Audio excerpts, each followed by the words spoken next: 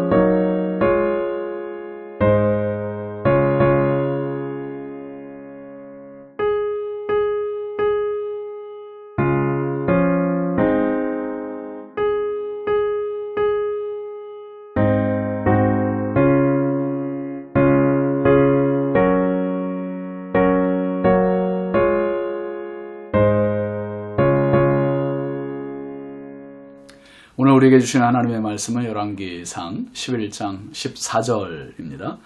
여호와께서 에돔 사람 하닷을 일으켜 솔로몬의 대적이 되게 하시니 그는 왕의 자손으로서 에돔에 거하였더라.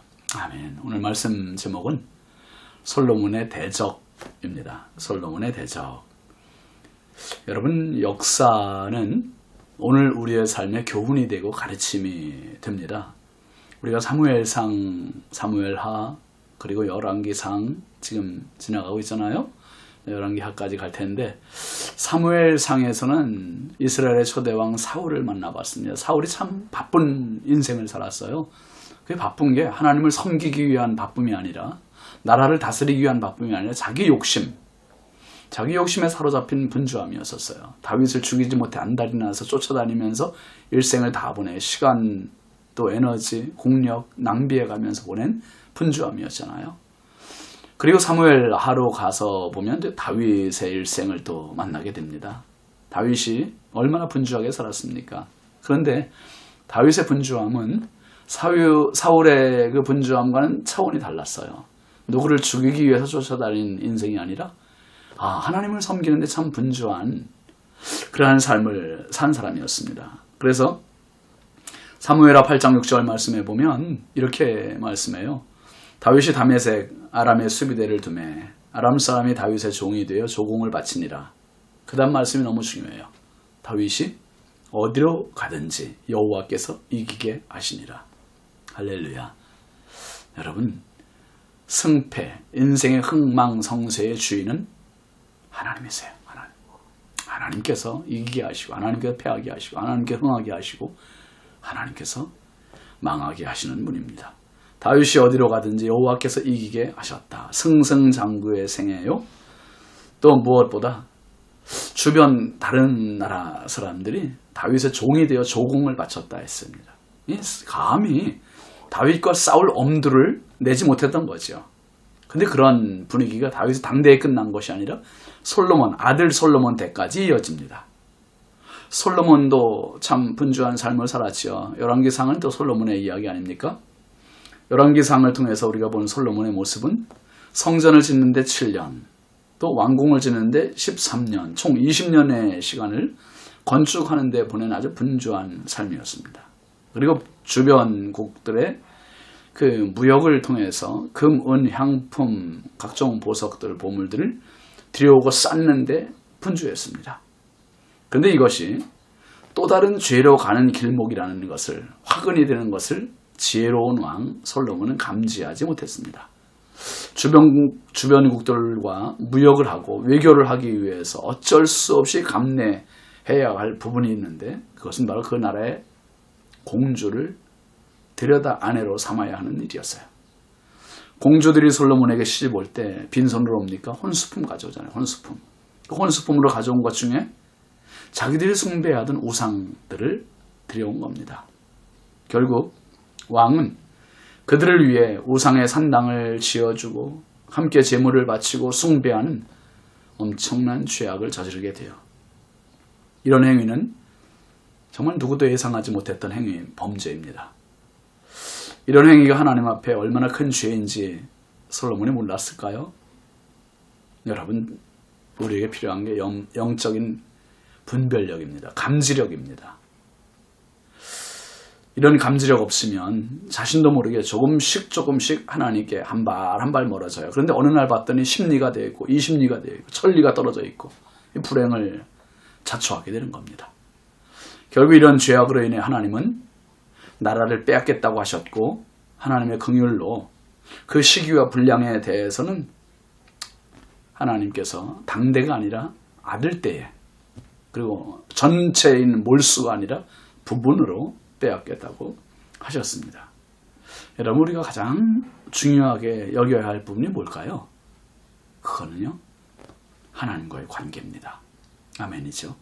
하나님과의 관계는 소원해서도 안 되고 멀어져서도 안 되고 그러면 나만 손해일 뿐이에요.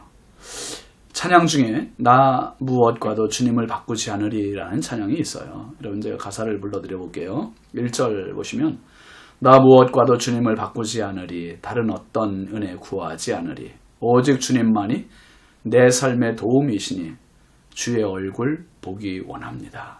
2절 나 무엇과도 주님을 바꾸지 않으리 다른 어떤 은혜 구하지 않으리 오직 주님만이 내 삶의 도움이시니 주의 얼굴 보기 원합니다. 후렴 주님 사랑해요. 온 마음과 정성 다해 하나님의 신실한 친구 되기 원합니다. 라는 가사입니다. 주님과 그 무엇도 바꾸지 않겠다는 결단입니다. 오늘 본문 말씀에는 솔로몬이 결국 하나님을 등져서 얼마나 큰 타격을 입는지 보여주고 있습니다. 14절 한번 다시 보시죠. 여호와께서 에돔 사람 하닷을 일으켜 솔로몬의 대적이 되게 하시니 그는 왕의 자손으로서 에돔에 거하였더라. 지금까지 주변국들은요, 솔로몬을 대적한다는 것은 감히 상상도 못했고 엄두도 내지 못했습니다. 솔로몬 왕국이 모든 면에서 강대국이었기 때문에 그래요. 경제적인 면이나 국방력이나 외교적인 면이나 어느 나라도 넘볼 수 없는 그러한 강대국이었습니다. 근데 이게 솔로몬이 강해서가 아니에요. 누가 이렇게 강하게 만들어 주셨습니까? 하나님께서. 다윗 때문에 이렇게 강하게 만들어 주신 것이고, 다윗의 그 은택을 솔로몬이 지금 힘입고 있는 겁니다. 솔로몬과 함께 하신 하나님의 보호, 하나님의 은혜로 이렇게 부강한 나라가 되었어요. 그런데 이제 상황이 달라졌어요. 에돔 사람 하닷이 솔로몬의 대적이 되었다 했습니다. 그런데 하닷이 솔로몬의 대적이 된 것은요, 여호와께서 하닷을 일으켜 솔로몬의 대적이 되게 하시니 그랬어요. 징계예요, 징계. 솔로몬은 하닷과 대적이 된 것이 아니라 하나님과 대적이 된 거예요. 이거보다 무서운 일이 어디 있습니까? 그러니까 하나님께서 솔로몬을 치시기 위하여 하닷이라는 인물을 세우신 것입니다. 하나님은 우리의 대적이 아니라 우리의 영원한 왕이시고 주인이심을 믿고 고백하시기를 바랍니다. 바울 사도가 이런 고백을 했습니다. 로마서 5장 10절 11절 말씀 보면, 곧 우리가 원수되었을 때에 그의 아들의 죽으심으로 말미암아 우리가 하나님과 원수되었은즉 화목하게 되었은즉 화목하게 된 자로서는 더욱 그의 살아나심으로 말미암아 구원을 받을 것이니라. 그뿐 아니라 이제 우리를 화목하게 하신 우리 주 예수 그리스도로 말미암아 하나님 안에서 또한 즐거워하느니라. 원래 원죄 이후로 우리는 하나님과 원수 관계였었다는 거예요. 적대적인 관계, 대적의 관계였었다는 겁니다. 정말 생각만 해도 끔찍하지 않습니까? 그런데 그의 아들의 죽으심으로 말미암아 하나님과 화목하게 되었다. 할렐루야. 참 놀랍지 않아요? 예수 그리스도의 죽으심으로 하나님과 화목하게 되었다. 화목하게 되었다. 원수가 화목이 되는 게 복된 인생입니다. 화목했다가 원수되는 것은 불행이지만 원수되었다 화목하게 되는 것은 해피엔딩입니다. 축복입니다. 여러분, 화목했다가 원수된 인생이 솔로몬이에요. 화목하게 된 자는 구원을 받고 하나님 안에서 즐거워한다고 했습니다. 또 야고보서 4장 7절 8절 말씀에 보면, 그런즉 너희는 하나님께 복종할지어다 마귀를 대적하라 그리하면 너희를 피하리라. 하나님을 가까이 하라 그리하면 너희를 가까이 하시리라. 죄인들아 손을 깨끗이 하라. 두 마음을 품은 자들아 마음을 성결케 하라 그랬습니다. 하나님을 등지는 순간 우리는 또 다른 대적과 맞닥뜨리게 됩니다. 하나님을 가까이 하는 순간 우리는 또 다른 원수가 화목하게 됩니다. 이런 은혜가 가득한 복된 하루 되시기 바랍니다. 기도합시다. 거룩하신 아버지 하나님 감사합니다. 예수님의 십자가 죽으심으로 하나님과 원수되었던 우리가 하나님과 화목하게 되었고 하나님을 아빠 아버지라 부르짖게 되었으니 감사합니다. 주님 날아가는 그날까지 그 무엇과의 관계보다 하나님과의 관계를 가장 친밀하게 하고 가장 화목하게 하고 가장 중요시 여기는 저희들의 신앙, 인생 되게 하여 주옵소서. 예수 그리스도의 이름으로 축복하고 기도합니다. 아멘. 오늘 하루도 그 찬양 한번 좀 불러보시면서 나 무엇과도 주님을 바꾸지 않으리. 그 찬양 불러보시면서 들으시면서 주일 준비 잘 하시기 바랍니다. 감사합니다.